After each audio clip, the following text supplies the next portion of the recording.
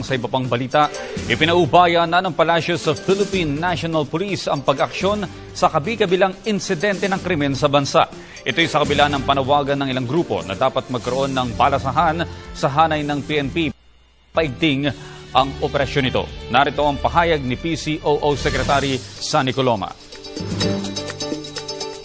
Pagpapasya po niyan ay pauubayan natin sa hepe ng Philippine National Police at siya po ay kumukuha ng guidance sa Secretary of Interior and Local Government.